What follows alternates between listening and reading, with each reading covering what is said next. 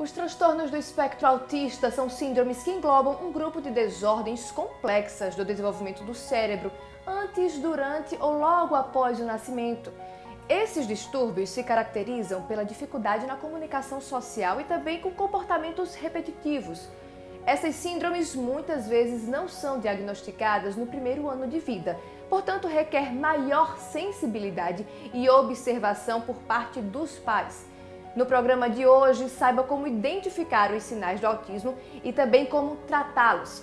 Seja bem-vindo! O programa Primeiros Passos está começando.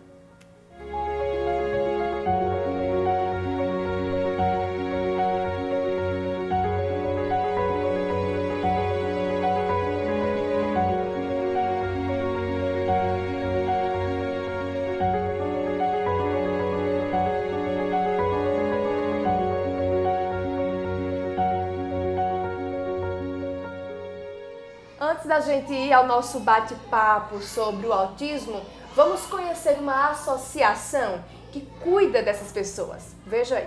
Aparentemente é uma casa como outra qualquer, mas ela tem um nome e que resume bem o que acontece por aqui.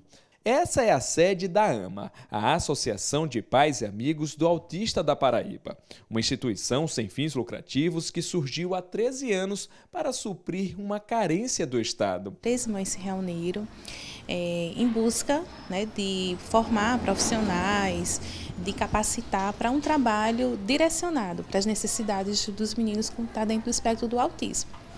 Então, 13 mães começaram, e isso a gente recebia formação de profissionais que vinham de fora para fazer todo o treinamento, supervisão, até conseguir organizar. Cada criança tem um plano terapêutico, tem um trabalho individualizado, porque vai de acordo com as suas necessidades. Aqui, as crianças e adolescentes autistas recebem todo o apoio profissional necessário para tratar o distúrbio e para ter mais qualidade de vida. Mas é o trabalho pedagógico um dos mais importantes para o desenvolvimento dos alunos. É montado um plano terapêutico, esse plano é individualizado.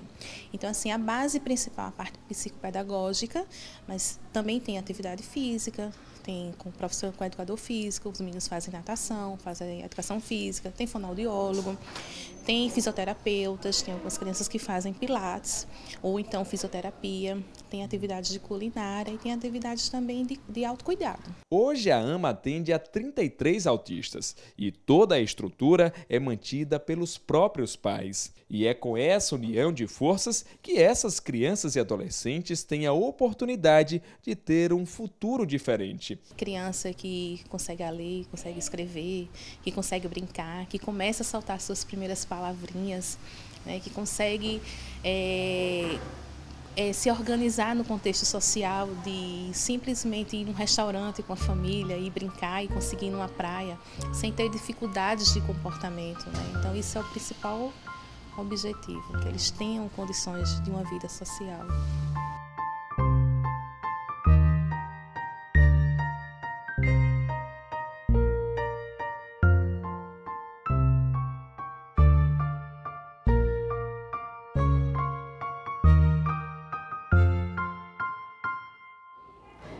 Pois é um tema bastante complexo, mas que a gente vai tentar compreender melhor com o auxílio da neuropsicóloga que está aqui comigo, Marcele Rodrigues. Muito obrigada pela sua participação, Marcele.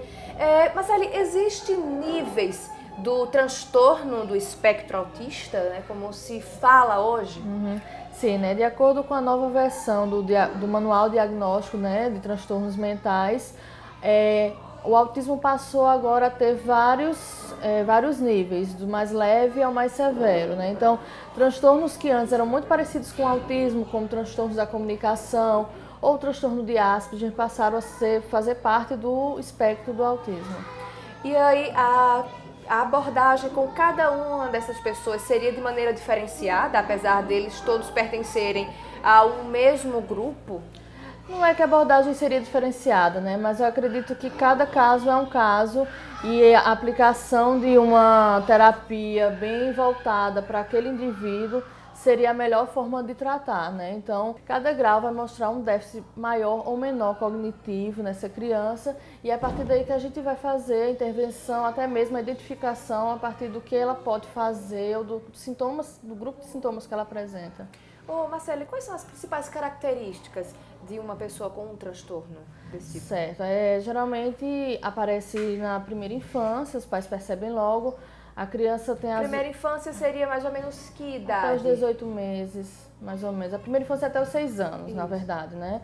Mas esses sinais aparecem nos primeiros meses de vida, até os 18 meses de vida, né? Que por volta de 1 ano e meio, 2 anos de idade. Essa criança apresenta atraso no desenvolvimento, como atraso na fala, na comunicação. Ela não consegue ou iniciar ou dar continuidade a uma conversa, uma interação social. São crianças que preferem brincar sozinhas, não sabem brincar de forma imaginativa, têm dificuldade de verbalizar o que pensam, de expressar o que querem. Então, expressão facial, compreender expressões faciais é uma dificuldade. Elas não imitam as outras pessoas. Então, elas preferem ficar mais sozinhas do que interagir com outras crianças. São dos sinais mais importantes. O primeiro seria essa questão, a dificuldade da comunicação.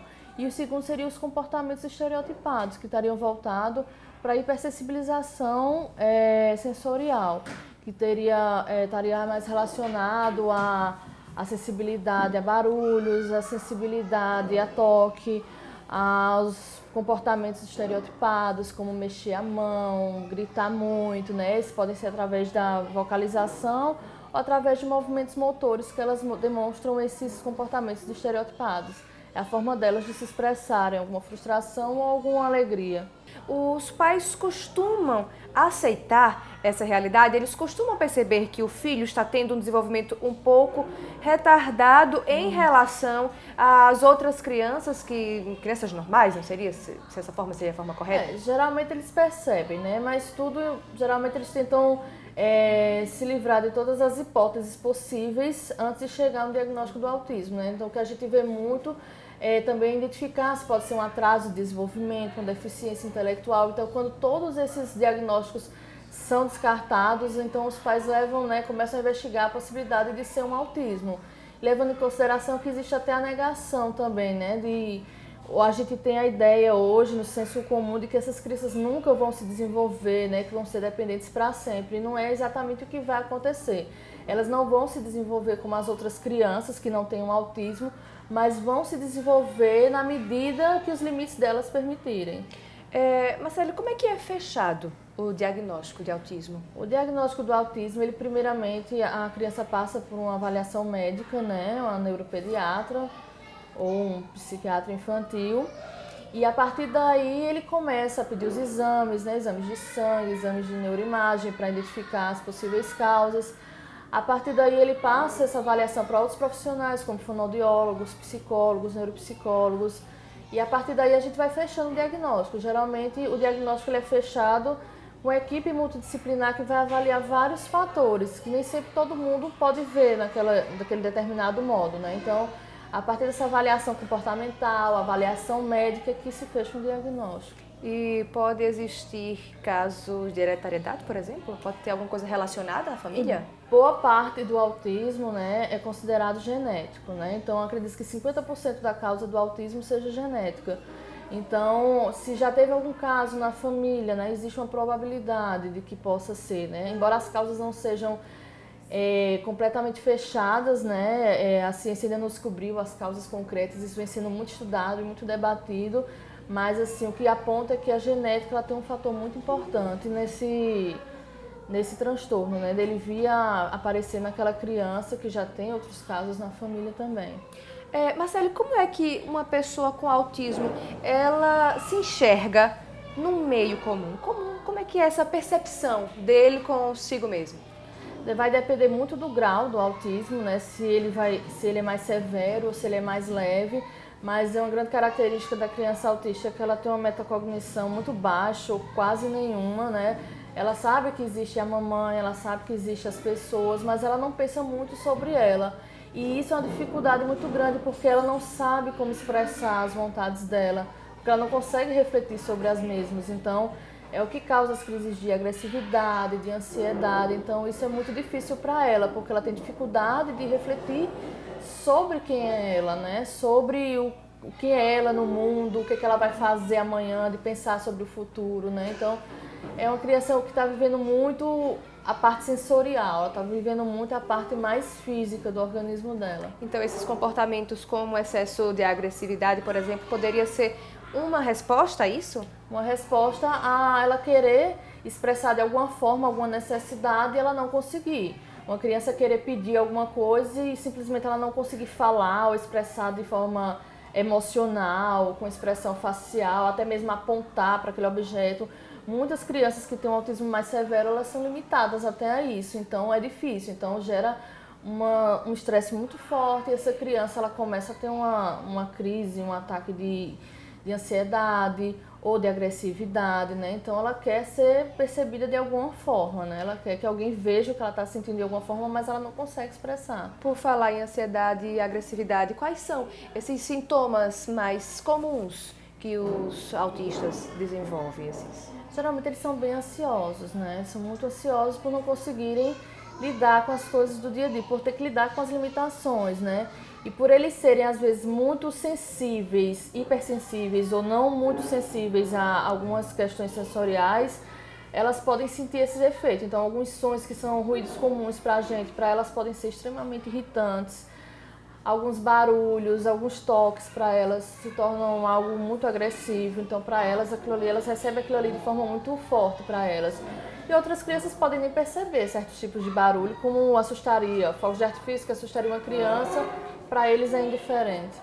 Marcele, uma criança que tem um transtorno autista, ele nasce com esse transtorno, ela pode desenvolver em algum momento? Geralmente a criança, ela nasce, não dá para perceber nos primeiros dias de vida, mas a partir do momento que você nota que até os 6 meses a criança não conseguiu reagir a um sorriso, reagir, né, a um toque, uma coisa da mãe, aí ela vai crescendo mais, vai chegando aos 2 anos, ela não consegue emitir nenhuma palavra, né, não consegue nem balbuciar, né, então é durante o desenvolvimento que você vai percebendo, ela não dá para você saber durante a gravidez, não dá para saber antes, nos primeiros dias de vida, você vai vendo ao longo do desenvolvimento. O que é esperado para uma criança de 2 anos fazer, ela não consegue fazer.